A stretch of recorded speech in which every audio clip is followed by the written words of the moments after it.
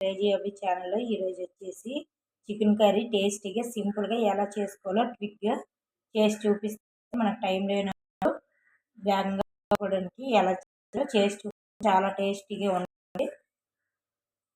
Stove on చేసుకొని oil వేసుకున్నానండి. ఇప్పుడు ముందుగా కట్ చేసి పెట్టుకున్న పచ్చిమిర్చి ఆనియన్స్ వేసిద్దాం.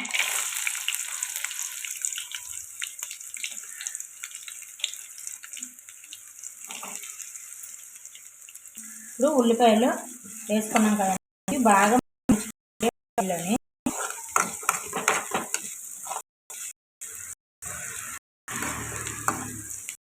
బాగా ఫ్రై అవ్వాలి. ఉల్లిపాయలు ఎలా ఫ్రై అయ్యి మగ్గాయి కదండి. ఇప్పుడు ఇందులోకి ఒక పెద్ద స్పూను అల్లం వెల్లుల్లి పేస్ట్ వేసుకోవాలి. ఇది కూడా పచ్చివాసన పోయేలా ఫ్రై చేసుకోవాలి.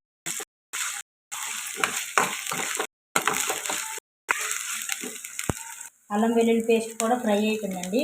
ముందుగా కడిగి పెట్టుకున్న క్లీన్ చేసుకున్న చికెన్ని ఇప్పుడు అందులో వేసేద్దాం.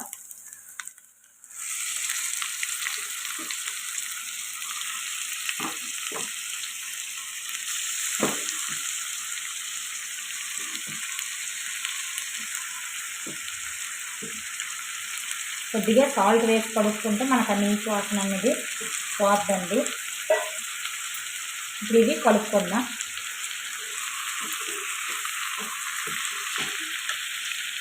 ఇందులోకి వచ్చేసి పసుపు ఉప్పు యాడ్ చేసుకున్నామండి. ఇలా వేసుకుంటే చికెన్లో నుంచి వాటర్ వచ్చి ముక్క సాఫ్ట్ అవుద్ది.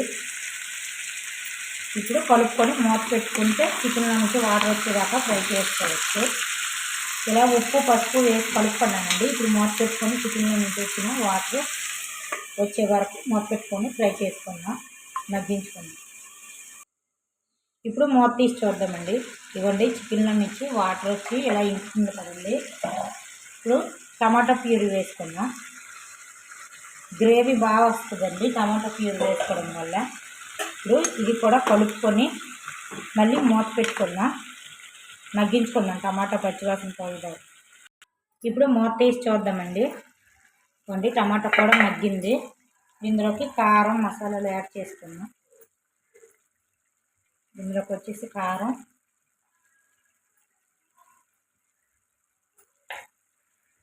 అలాగే ఇందులోకి వచ్చేసి ధనియాల పొడి,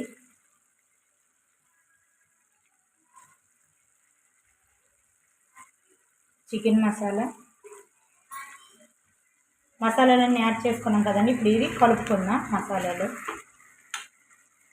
మసాలాలన్నీ వేసుకున్న తర్వాత ఒక 2 నిమిషాల పాటు ఫ్రై చేసుకోవాలి. ఇది ఫ్రై అయిన తర్వాత ఉడకడానికి సరిపడగా వాటర్ వేసుకోవాలి.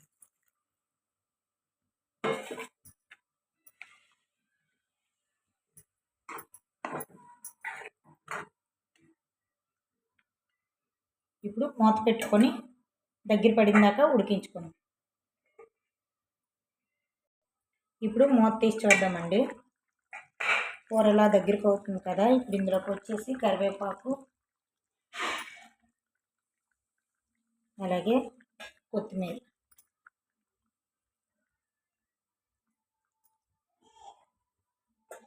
ఇప్పుడు కలుపుకొని మళ్ళీ దగ్గరికి మూత పెట్టుకొని ఉడికించుకుందాం. ఇప్పుడు మూత తీసి చూద్దామండి.